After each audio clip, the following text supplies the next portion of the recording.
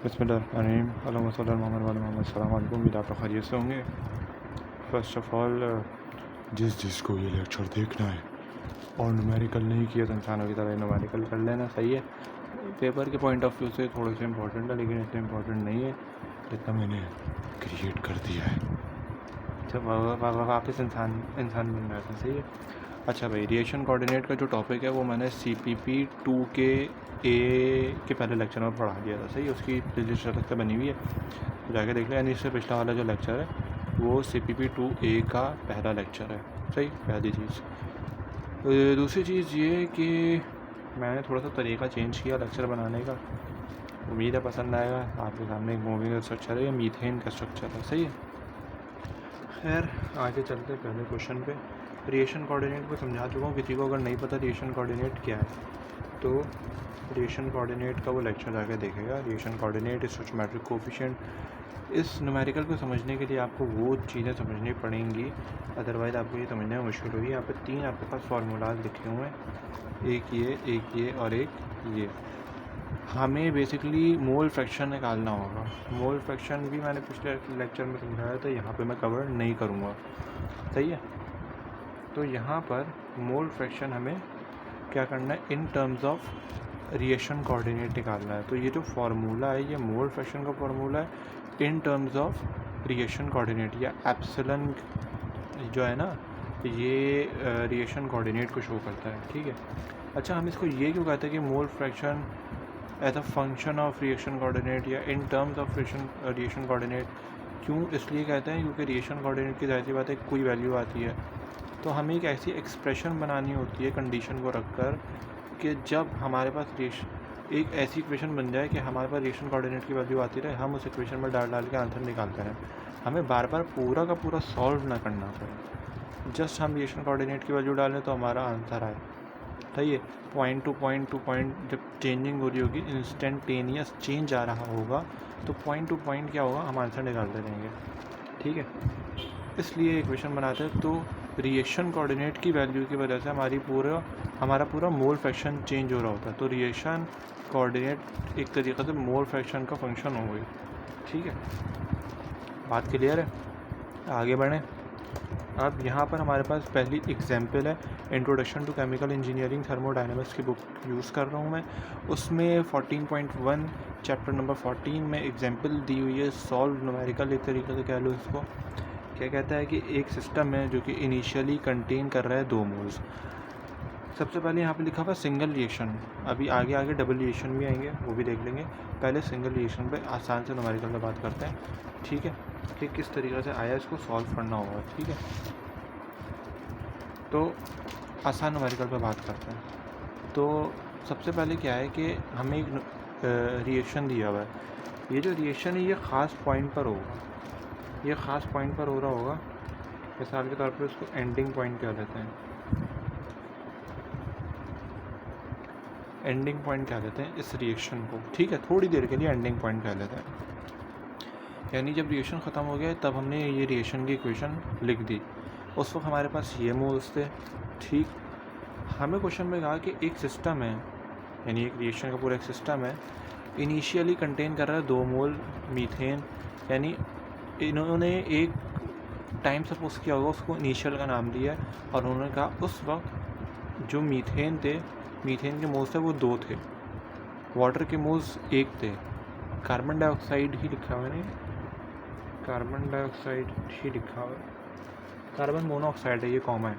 Carbon monoxide के moles 1 थे और हाइड्रोजन के मोल्स 4 थे, सही है। कहते हैं इसके हिसाब से आपने क्या करना है, एक्सप्रेशन निकालनी है मोल फ्रैक्शन की इन फंक्शन ऑफ एप्सिलॉन, वही जो अभी मैंने समझाया, ठीक है। अब नीचे इक्वेशन ये दी हुई है। अब सबसे पहले परेशानी ये होती है, जैसे हम इसको देखते हैं ना, हम कहते हैं भाई क्वेश्चन गलत लिखा हुआ है, यहाँ पे तो 1 मोल है, यहाँ पे 2 मोल लिखा हुआ है। ये इन्होंने इनिशियल कंडीशन बताई हुई है, और ये जो है ना, ये एक तरीके से फाइनल कह लो, या एक पॉइंट पे इन्होंने ये दिया हुआ है, ठीक है। बात क्लियर है, आगे चलते हैं।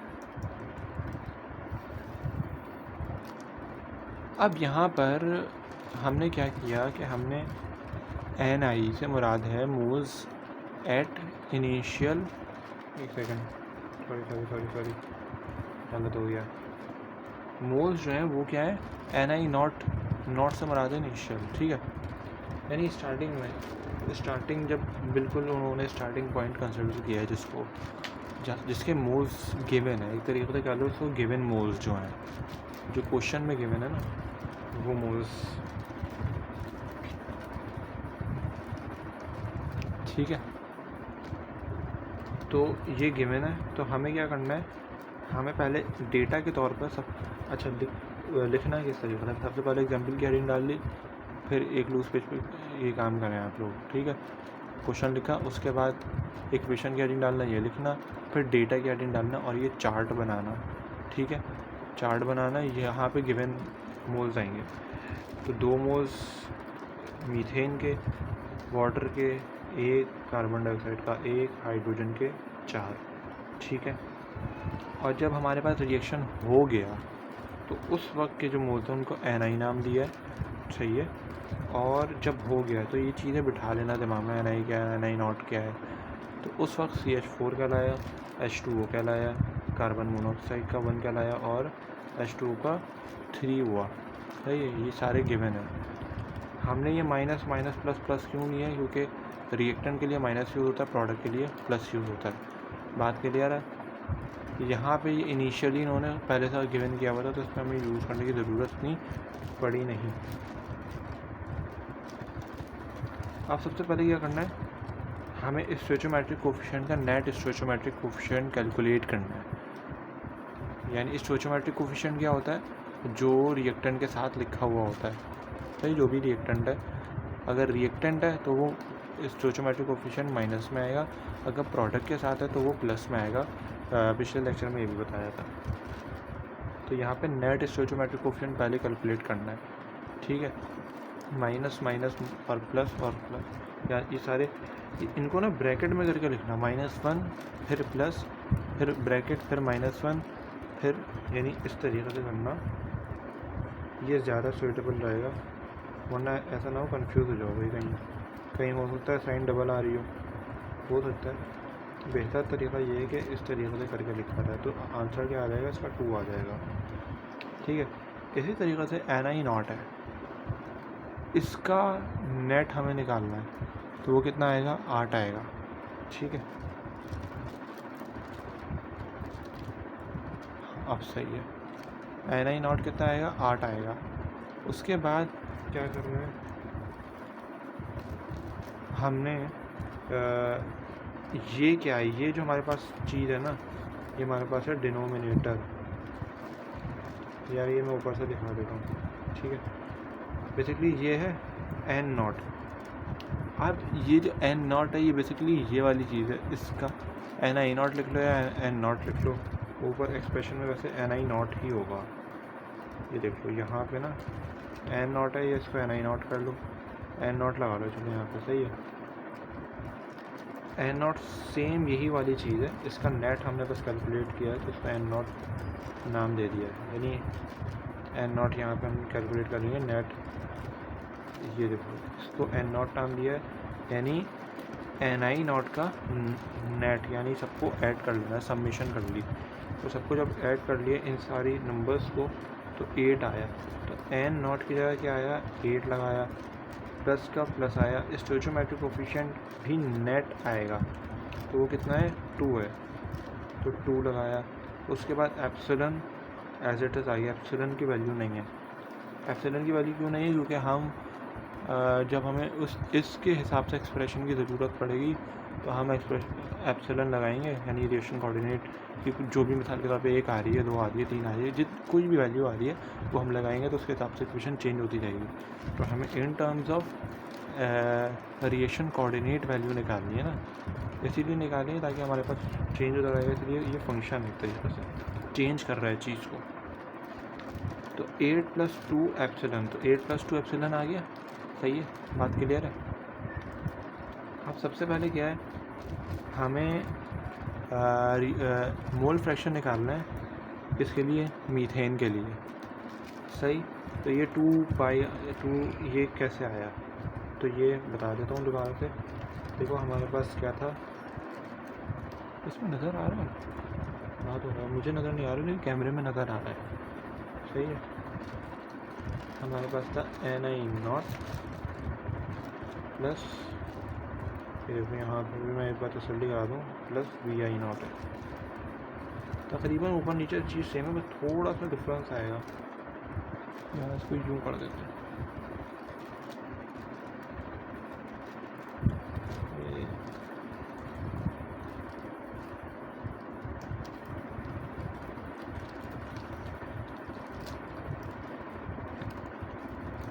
ऊपर लाके मैंने एक बार तसल्ली करा भी दी कि मैंने फार्मूला अलग नहीं लिखा है, ठीक है, ताकि हम इसको नीचे देख के यूज़ कर सकें। एक बार खुद भी देख लो ताकि बाद में कोई शक ना रहे कि चीज़ गलत लिख दी।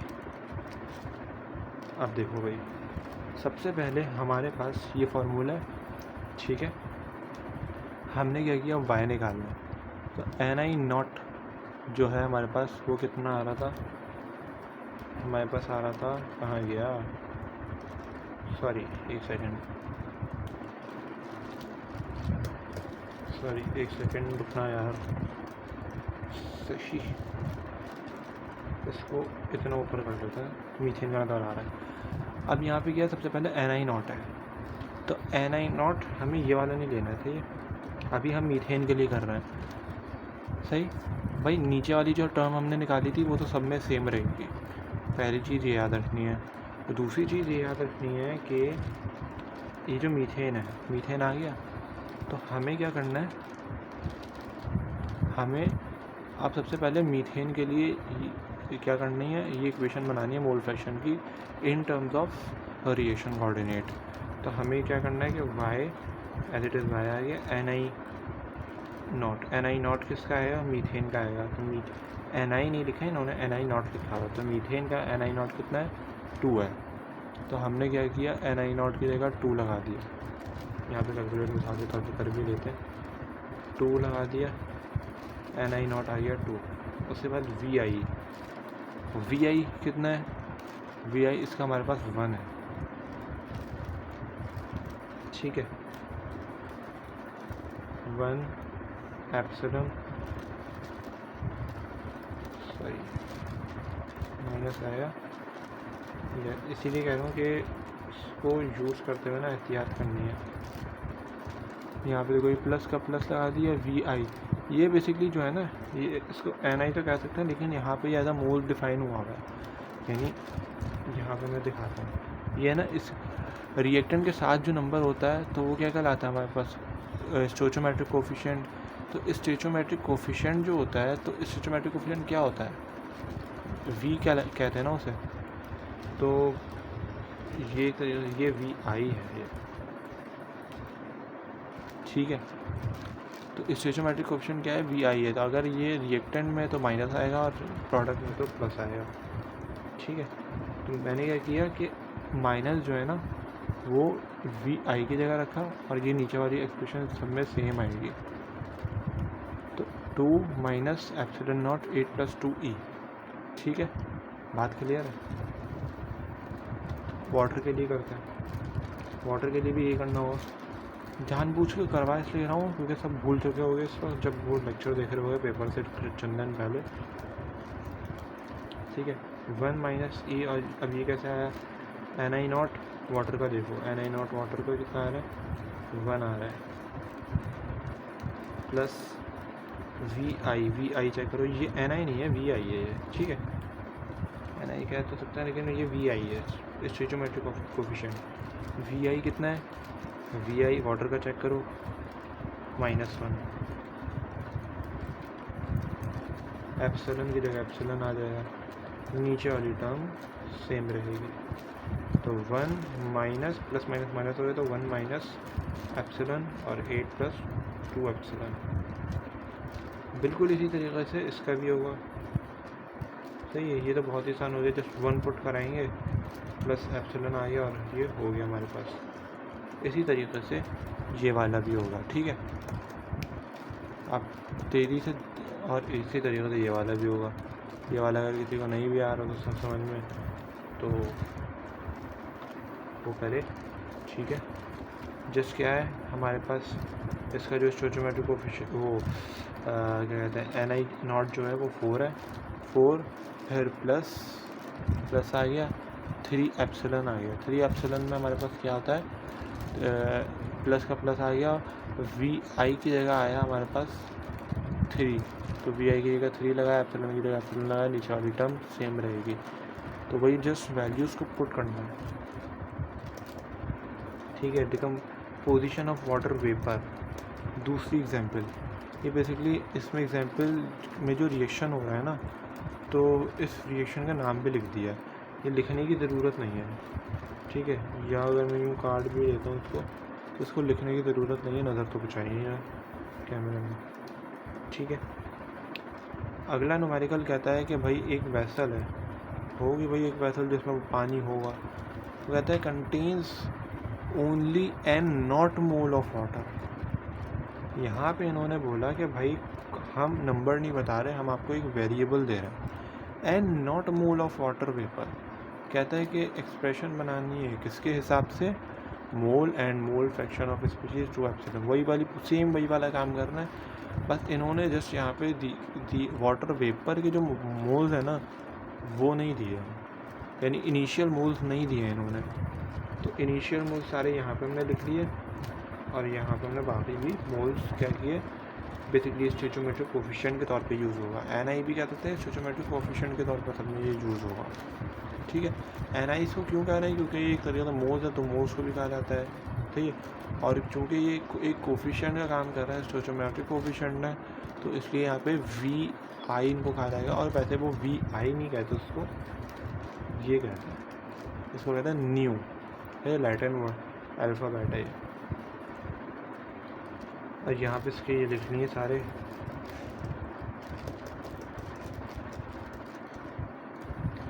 अब यहाँ पे वही काम है कि इसको पहले कैलकुलेट करना है, नेट वी आई, ये ना इसको वी आई नहीं बोलना, ये बनाना, सही है। नेट वी आई हमारे पास क्या हुआ कि -1 plus 1 plus half to half, okay, understand. अब N naught plus we epsilon, ये क्या है, ये डिनोमिनेटर है, सही है। यहाँ पे एक बार दोबारा इक्वेशन लिख देते हैं, इक्वेशन अब नहीं मिटा पाऊँगा।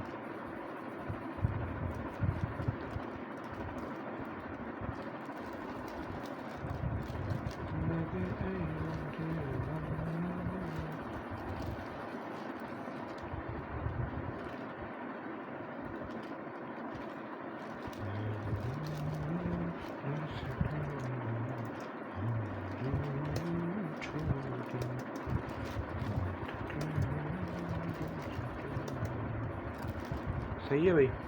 अब यहाँ पे सबसे पहले क्या होगा, यहाँ पे होगा दंगल होगा। अच्छा भाई यहाँ पे अब क्या होगा, सबसे पहले वही काम हुआ कि भाई y equals to n naught minus epsilon naught n naught. अब यहाँ पे देखो सबसे पहले क्या था, एन आई था, सही है, एन आई नॉट। तो हमने क्या किया, H2O का एन आई नॉट लेना है, H2O के लिए y कैलकुलेट कर रहे हैं, मोल फ्रैक्शन H2O के लिए कैलकुलेट कर रहे हैं। तो सबसे पहले क्या हुआ, एन आई नॉट लिखना है, तो H2O का एन आई नॉट क्या है, एन नॉट के बराबर है, तो हमने एन आई नॉट की जगह एन नॉट लिखा, माइनस का माइनस, सही है, बेसिकली प्लस आया। यार इसको रख के कर लेते हैं, वरना कन्फ्यूज हो गए, सही है। जिसको आता है वो भाई आगे बढ़ जाए, एन नॉट प्लस उसके बाद v, तो ये -1 आ गया, और ये आ गया एप्सिलन,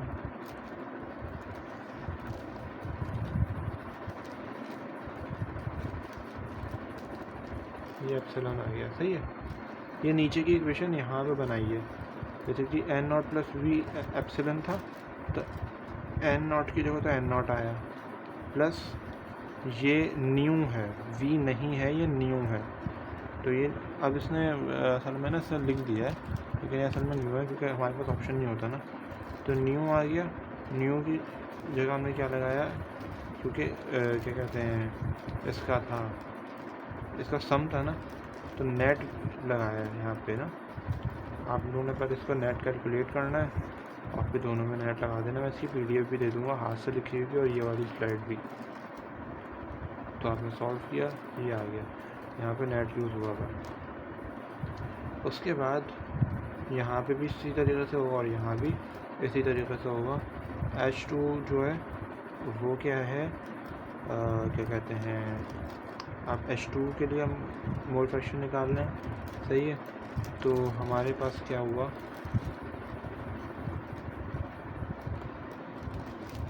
Ni0 है। अब Ni0 जो है हमारे पास वो हमें H2 के लिए देखना है, क्योंकि मोल फ्रैक्शन जो है वो H2 के लिए निकालना है। तो y इक्वल्स टू ये वाली चीज़ यहाँ पे 0, तो पूरी की 0 हो गई। स्टोइचोमेट्रिक कोफिशिएंट जो नेट निकला वो कितना है, हाफ, सही है।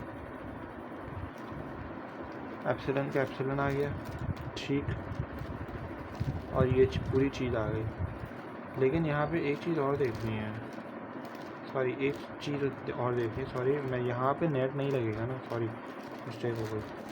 Ni0 यहाँ से देखा तो 0 था, Vi यहाँ से देखना है H2 का, तो ये +1 है, तो +1 एप्सिलन का एप्सिलन आ गया और वो चीज़ बराबर हो गई। सेम यही काम O2 में भी हुआ। Ni0 यहाँ से देखा 0 है, वो चीज़ हट गई। उसके बाद O2 का Vi यहाँ से देखना है, यानी न्यू आई बेसिकली यहाँ से देखना है, तो +½ आ रहा है, तो +½ आ गया, तो हाफ एप्सिलन हो गया और नीचे की चीज़ सेम रही।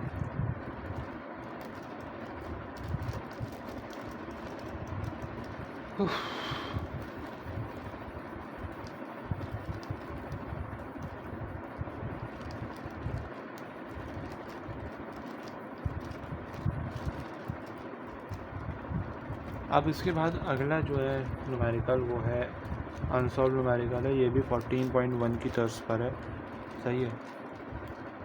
अब यहाँ पे क्या है, एक यहाँ पे बेसिकली 3 रिएक्शंस दिए हुए हैं, इन्होंने लिखा हुआ है 3 इंडिपेंडेंट सिंगल रिएक्शन सिस्टम, यानी बेसिकली एक सिस्टम में 3 रिएक्शन हो रहा है, ठीक है। लेकिन इन्होंने इसको पार्ट्स में तोड़ दिया, पार्ट ए करके पार्ट बी, यानी एक ही पार्ट में इन्होंने सारे रिएक्शन ही दिए। वहाँ पे कन्फ्यूजन आएगी, वो आगे के न्यूमेरिकल में आएगा अभी इसी लेक्चर में। सबसे पहले क्या कहता है कि भाई एक एक्सप्रेशन बना है, वही काम करना है, एक्सप्रेशन बनानी है for mole fraction of reactant, ये सारी चीज़ें बनानी है जिसमें एप्सिलन आ रहा हो, ये पूरी वही चीज़ दी है। अब यहाँ पे क्या है कि भाई यहाँ पे आपको एक पूरी इक्वेशन बना के दे दी, ये आपको कोफिशिएंट भी दिए हुए, स्टोइचोमेट्रिक कोफिशिएंट्स दिए हुए हैं, सही है, और सारी चीज़ आपको बताई हमें जस्ट एक्सप्रेशन बनानी है। एक्सप्रेशन आपके सामने यहाँ पे लिखी हुई भी है, एक जनरल एक्सप्रेशन लिखी है, इस पर लिख के हम बनाते हैं, ज़्यादा कोई मुश्किल चीज़ है ही नहीं। तो ये बेसिकली ये किसका काम करती है भाई, ये न्यू आई का काम करती है। तो नेट न्यू आई यहाँ से कैलकुलेट करो। जब यहाँ से नेट न्यू आई कैलकुलेट करोगे तो -4 और -5 -9 हो गया, और +4 और +6 10 हो गया, तो 10 में से 9 माइनस हुए तो 1 बचे। तो ये नेट न्यू आई है, ठीक है। उसके बाद N0 यहाँ पे टोटल कैलकुलेट करना, 5 और 2 7 और बाकी 2 0 0 हैं, तो ये 7 आ गया। तो डिनोमिनेटर हमारे पास क्या बनेगा, N0 + V एप्सिलॉन नॉट, यानी न्यू एप्सिलॉन नॉट। तो N0 की जगह क्या आया, 7 आ गया, 7 प्लस V की जगह 1 आ गया, तो 7 + एप्सिलॉन आ गया, ठीक है। अब यहाँ पे काम स्टार्ट करते हैं। तो काम स्टार्ट करना है हमें, कैसे करेंगे, यहाँ पर Ni0 है, ठीक है, आराम से समझना है। देखो यहाँ पे Ni0 है, हम सबसे पहले किसके लिए बना रहे हैं, अमोनिया के लिए, NH3 के लिए। तो NH3 के लिए हमें Y की इक्वेशन बनानी है। तो NH3 के केस में Ni0 की वैल्यू क्या है, 2, तो Ni0 की जगह 2 रखेंगे, फिर प्लस का साइन लगाएंगे, ठीक है, 2 रखेंगे, फिर प्लस का साइन लगाएंगे, फिर Vi यहाँ से देखेंगे, -4, ये न्यू आई है, -4 रखा, एप्सिलन का एप्सिलन रख दिया, नीचे वाली चीज़ सेम रहेगी, जो यहाँ पे कैलकुलेट की थी, ठीक है। तो 2 - 4 epsilon naught upon 7 plus epsilon naught आ गया। किसी केस में? अमोनिया के केस में। ऑक्सीजन के केस में करते हैं वाई, ठीक है। अब सबसे पहले ऑक्सीजन पर आओ। ऑक्सीजन में क्या है? NI0 है। NI0 कहाँ से कैलकुलेट करना है? 5 से, तो 5 हो गया प्लस ब्रैकेट लगाया। न्यू देखो, न्यू कितना है? -5 है। एप्सिलॉन 7 प्लस एप्सिलॉन, तो 5 - 5 एप्सिलॉन अपॉन 7 प्लस एप्सिलॉन हो गया, ठीक है। उसके बाद अगला देखते हैं NO, ठीक है। ये किस तरीके से निकालना है? NO के केस में हमें NI0 देखना है, तो ये 0 है तो उसको नहीं लिखेंगे। न्यू नॉट की वैल्यू देखनी है, ठीक है। तो देखनी है 4 आ रही है भाई, 4 एप्सिलॉन नॉट का एप्सिलॉन नॉट और 7 प्लस एप्सिलॉन नॉट। अब वाटर तुम लोग सॉल्व करना, सही है। वाटर निकालने की कोशिश करो, वाटर का ये आंसर आएगा, वाटर का ये आएगा आंसर, सही।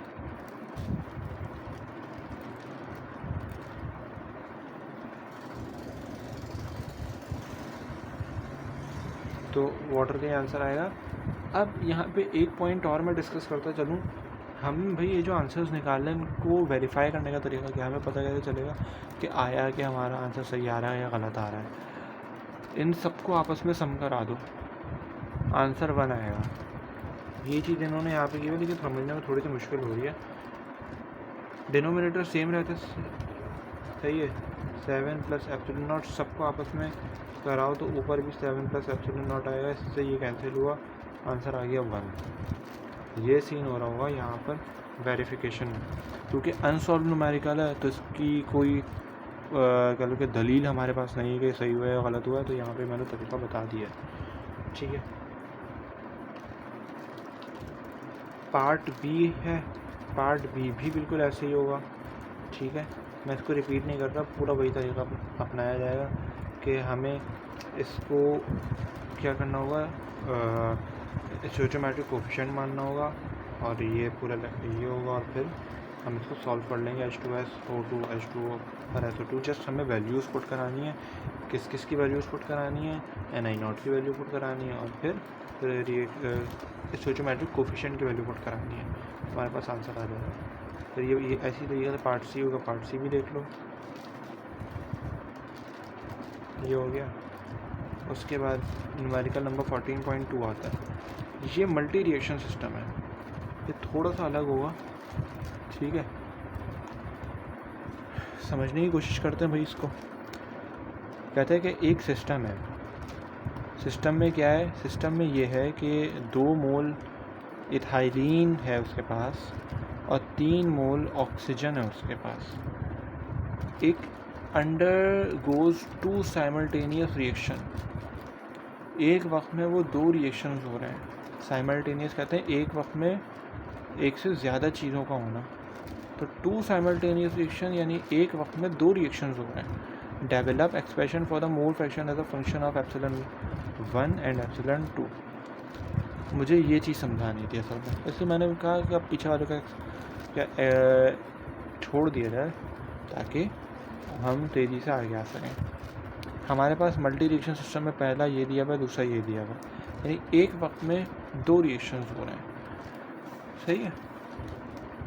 यहाँ पे हमारे पास इथाइलिन ऑक्साइड बन रही है जिसको हम EO बोल रहे होंगे, सॉरी EO बोल रहे होंगे, ठीक है, इथाइलिन ऑक्साइड। और यहाँ पे हमारे पास एक कह लो कि एक और भी आ रही होगी, बाई प्रोडक्ट आ रही होगी वाटर की, ठीक है। अब ये एक ही वक्त में हो रहे हैं रिएक्शन ना। तो अब यहाँ पे एक चीज़ देखना है, एक और चीज़ मुझे समझानी है आपको भाई। माजरत अगर किसी को लग रहा होगा मैं ऐसा ऐसा समझा रहा हूँ क्योंकि मैं रात में जाके लेक्चर बना रहा हूँ, सही है। सो lecture designing is not easy for me, तो काइंडली कोऑपरेट विद मी।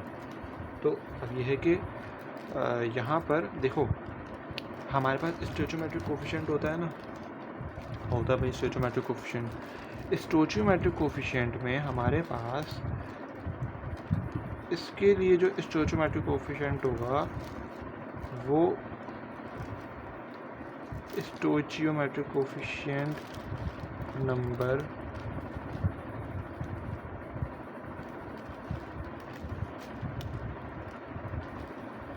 1 होगा। यहाँ पे जो हमारे पास होगा वो स्टोइचियोमेट्रिक कोफिशिएंट 2 होगा। सही है। तो यहाँ पे मिसाल के तौर पर अगर 1 था C2H4 में तो ये -1 आया। सही है। यहाँ पे अगर हमारे पास स्टोइचियोमेट्रिक कोफिशिएंट में हाफ था तो Vi1 के केस में ये क्या आया, हाफ आ गया। यहाँ पे अगर 3O2 था तो यहाँ पे -3 आ गया। आप कुछ बोलेंगे कि भाई यहाँ तो प्लस लगा हुआ है, माइनस क्यों लगाया? भाई ये रिएक्टेंट है तो इसलिए माइनस लगाया है, ये प्रोडक्ट है इसलिए इनमें क्या किया, पॉजिटिव लगाया है। ठीक है, प्रोडक्ट के केस में ये चीज़ क्लियर है। न्यू I1 क्या है, न्यू I2 क्या है, ये क्लियर हो गया। हमें इनकी वैल्यूज़ को किस तरीके से इस्तेमाल करना है। ठीक है,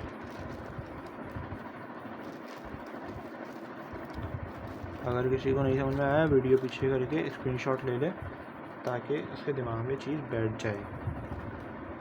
मुझे पता है स्लाइड से पढ़ा रहा हूँ, स्लाइड से इसलिए पढ़ा रहा हूँ ताकि थोड़ा सा चीज़ को एडवांसमेंट में लेकर जा सकूँ और चीज़ जल्दी क्लियर कर सकूँ। लिखने में बड़ा टाइम लगता है और नोट से गालिबन कुछ लोगों को राइटिंग समझ में नहीं आती, हालांकि कितनी अच्छी राइटिंग है।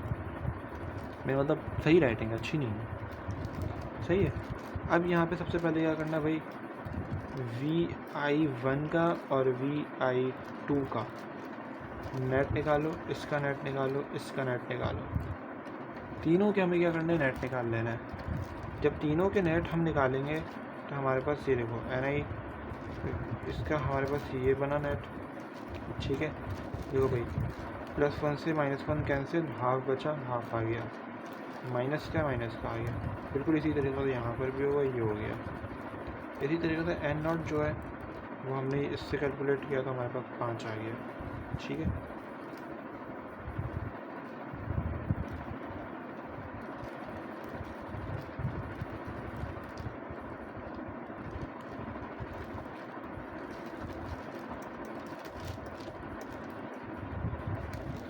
N0 ये आ गया हमारे पास। तो अब यहाँ पर एक चीज़ देखना, मैंने इक्वेशन क्यों नहीं मिटाई। देखो Ni0 है भाई, Ni0 तो Ni0 ही है। सही है। रिएक्शन हमारे पास 2 हो रहे थे, तो एक हमारे पास क्या था कि रिएक्शन कोऑर्डिनेट कह रहा हूँ, स्टोइचियोमेट्रिक कोफिशिएंट नंबर 1 और स्टोइचियोमेट्रिक कोफिशिएंट नंबर 2, उसी के साथ साथ एप्सिलॉन 1 आ रहा था, एप्सिलॉन 2 आ रहा था। क्योंकि दोनों रिएक्शंस का एप्सिलॉन अलग अलग निकलेगा, रिएक्शन अलग है तो रिएक्शन कोऑर्डिनेट अलग अलग निकलेगा। हो एक टाइम पर बेशक रहा है लेकिन दोनों के कोऑर्डिनेट्स अलग आएंगे, दोनों के कोफिशिएंट्स अलग बन रहे हैं। सो दैट्स वाई हमने इस वाली चीज़ को एक्सपेंड किया इस वाली चीज़ में और इसको बढ़ा दिया। Vi के बजाय Vi1 epsilon 1 plus Vi2 epsilon और जो भी हमारे पास आ रहा था। ठीक है, बात क्लियर है। अब क्या करना है, अब इस सबको मिटा दो। अब हमें जो y कैलकुलेट करना है वो हमने यहाँ जो इक्वेशन लिखी हुई थी जो कि मिटा दी मैंने, इसीलिए मिटाई ताकि वो यूज़ नहीं करनी। अब हमें ये इक्वेशन यूज़ करनी है। ठीक है, हमने वही काम किया कि हमने अच्छा नीचे भी जो लिखा हुआ था उसको भी एक्सपेंड करना है। तो हमने पहले नीचे वाला डिनोमिनेटर कैलकुलेट किया जैसे हम करते हैं।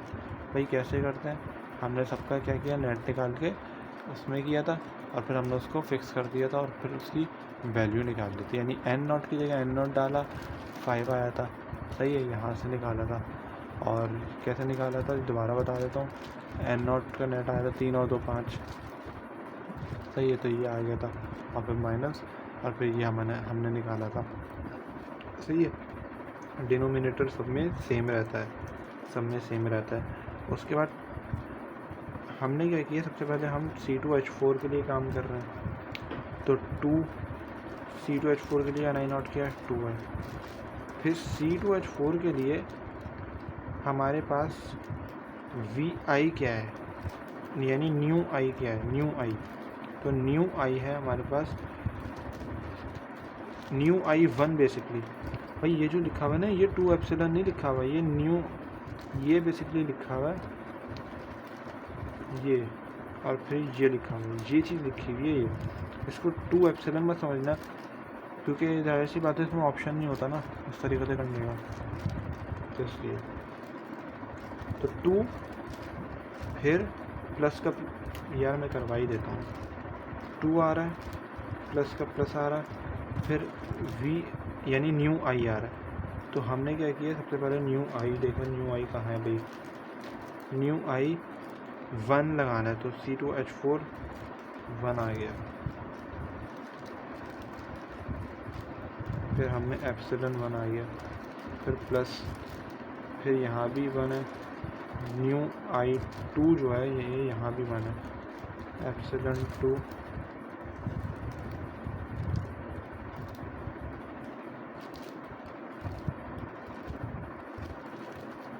तो ये हमारे पास क्या हुई, ये पूरी आ गई।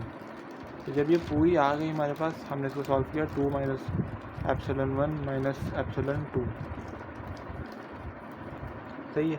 बिल्कुल इसी तरीक़े से O2 में करना है, बिल्कुल इसी तरीक़े से इथाइलिन ऑक्साइड में करना है, बिल्कुल इसी तरीक़े से कार्बन डाइऑक्साइड में और वाटर में करना है, सही है। सेम ये चीज़ है, हमने जस्ट वैल्यूज़ लेनी है, जहाँ पर हमारे पास न्यू आई 1 आ रहा है वहाँ पे न्यू आई 1 लेंगे, जहाँ पे न्यू आई 2 आ रहा है वहाँ पे न्यू आई 2 लेंगे, और एप्सिलॉन चेंज नहीं होगा, और NI0 यहाँ से हम ले लेंगे सब में, ठीक है। ये मैं आगे करता जा रहा हूँ, तो इसको देख लेना, ठीक है। इसके बाद न्यूमेरिकल नंबर 14.3 स्टार्ट हो जाएगा, ये भी ऐसे होगा, इसमें न्यू आई 1 बनेगा और न्यू आई 2 बनेगा, यानी